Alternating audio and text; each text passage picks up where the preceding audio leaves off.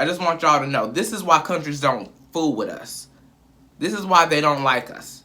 Because of the foolery statements by not only the Democratic nominee, but also the foolery by the actual President of the United States. It is sad. What's up? What's up? My name is Parker, and I make YouTube videos.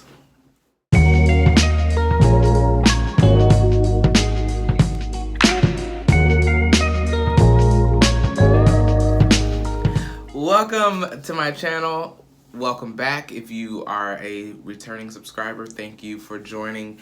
Today, I am discussing the foolery of the president. Yet again, Joe Biden is going around saying, well, actually he said, that the peach is the first racist president. Now, I don't really know why he thinks. What? Are you kidding me? Haven't most of the presidents been racist in some way, shape, form, or fashion? President Nixon and him tearing down the Black Panthers. Or let's think about Andrew Jackson, one of the most horrific slave owners of history. He was a president too. So why are you gonna put it out on, what's the name, that he's the first racist president? He's the first social media president that's racist. How about that? It's the first one that we can blatantly see it on our TV screens and on our computers and on our phones, and we are continually reminded of his racism. That being said, the man decided to come back with this statement. What? Today described you might have heard that, as the first racist to be elected president. That was his words. Well, you know, it's interesting because we did criminal justice reform. We passed criminal justice reform, something that Obama and Biden were unable to do. We did opportunity cities. We did the greatest. If you look at what we've done with opportunity zones, nobody's ever even thought of a plan like that. I've done more for Black Americans than anybody, with the possible exception of Abraham Lincoln.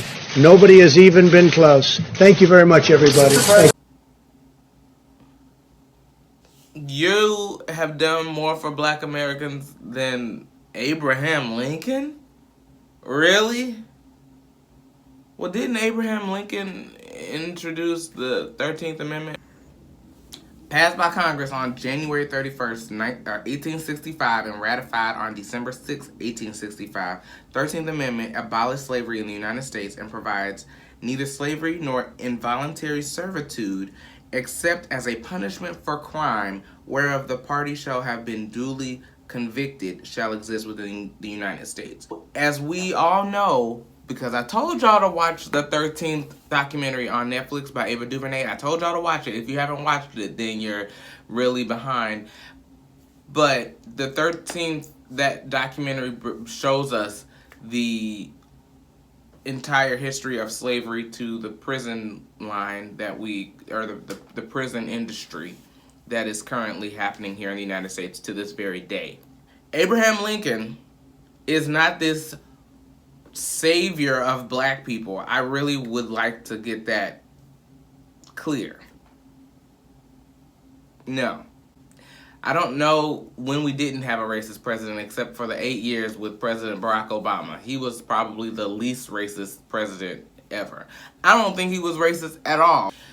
But, you know, we all know your boy is. So, whatever. I just want y'all to know, this is why countries don't fool with us. This is why they don't like us. Because of the foolery statements by not only the Democratic nominee, but also the foolery by the actual President of the United States. It is sad. I need to shave. I know, right? I need to shave, but whatever. Y'all like my gray?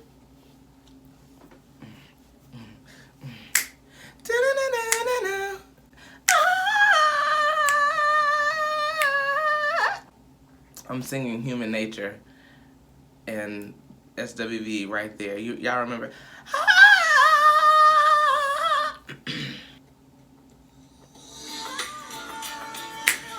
I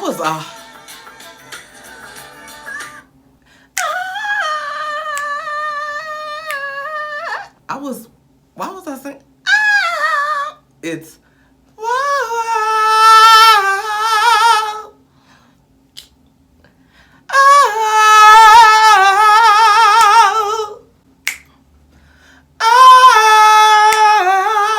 I think that keeps. Next on today's agenda is the mental health of black people, the mental health of black men especially. I've been watching this trajectory over the last couple of weeks, and it started with August Alsina and his interview with Angela Yee, how vulnerable that he was, especially sharing he was a victim of the Hurricane Katrina, so him and his family had to move to Houston, Texas from Louisiana, and his father and his stepfather were both drug addicted men. His sister died when he was, fairly young. He's gone through molestation. Like, he has had a very tough life. So, with that being said, there's a lot of therapy and healing that probably still needs to happen with him. I know that I have been through some really difficult things, and I have a lot of healing that I need to go through. Healing while black is not an easy thing. Healing while being a black man is not an easy thing. I'm not a black woman, so I can't speak on that, but I'm fairly certain healing while being a black woman is not easy. Healing while being a transgender black woman is not easy. Healing while being a transgender black man ain't easy. Just healing while black ain't easy. Let me get you there first. People, we as a community of black and brown people have to heal, and we have to talk about it, and we have to be open about it, and have to be honest about what is bothering us, what is triggering us, what has traumatized us, so that we can move forward and have better relationships, be better to ourselves. And I commend August Alsina for being so open and honest on that interview. I didn't watch the full interview, first of all. It was extremely long. Of course, the one part that sticks out to everybody was him talking about his relationship with Jada Pinkett Smith. And what to me stood out was the love and vulnerability that he shared on screen for her. It was obvious they were very much together. When the when the relationship broke up, he was broken. Broken. Do you hear me? And I know the feeling of being broken from a relationship with somebody that you are super duper in love with. I have been there, and it took me to the darkest place of my life. And that's why I started therapy. So, August, I feel you, bro. And I think other people feel that too. At the height, he was on the up tick to his superstardom, but he was performing in the same music festival as Willow and Jaden, and that's how they all met. At this point in his life, I think that he had got some kind of sickness, because the Red Table Talk gives us this information as well.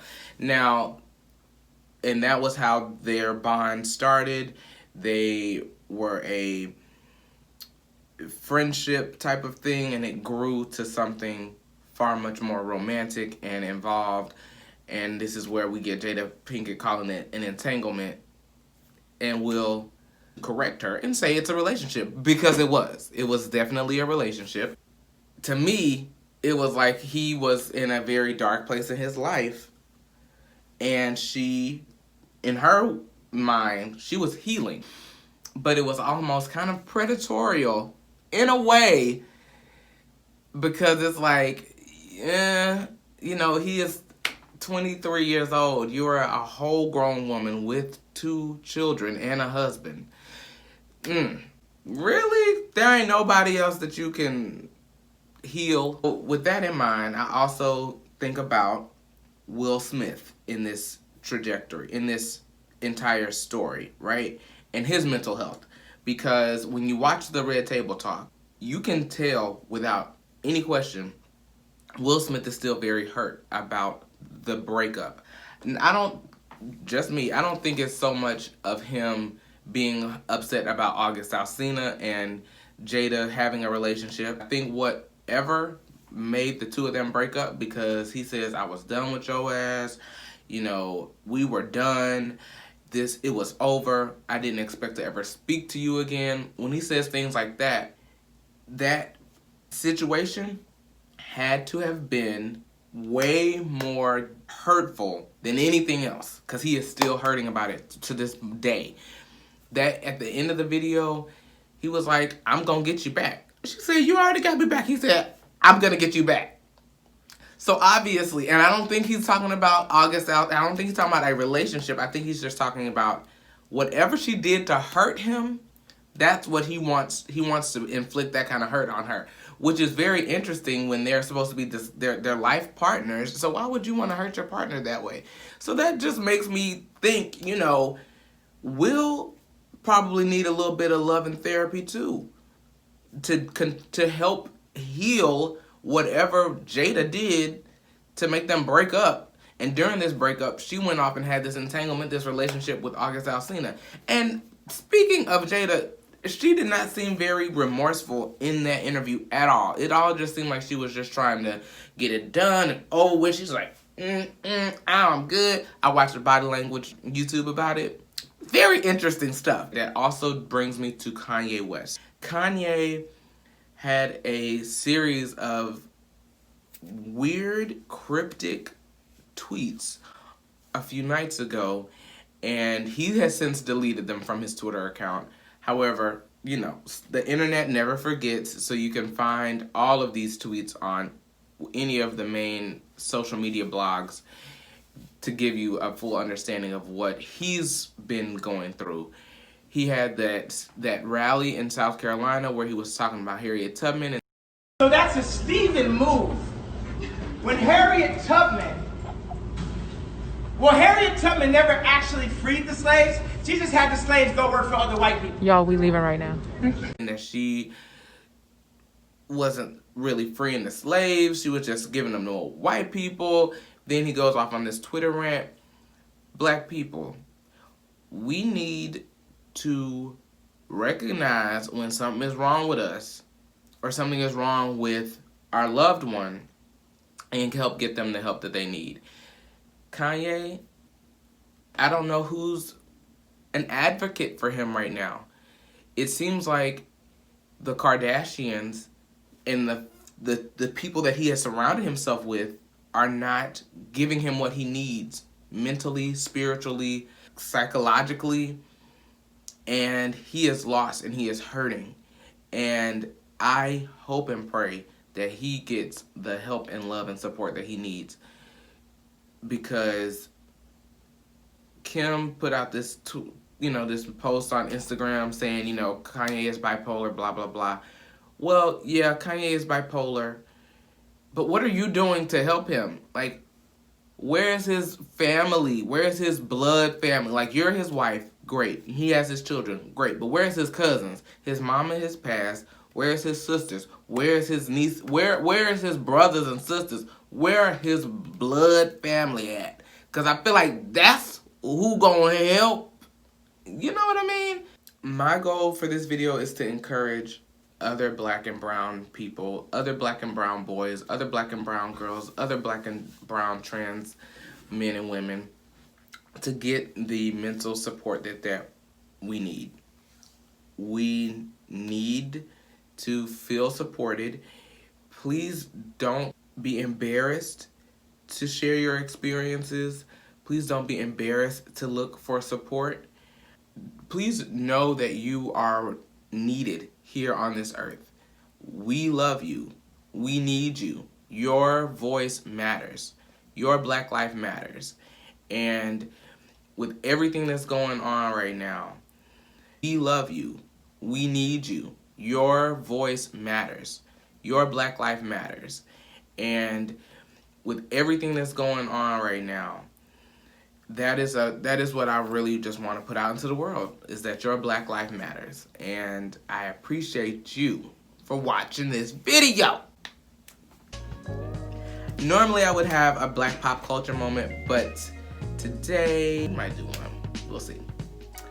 Until then, thanks for watching. Peace, love, bye. I gotta go to work.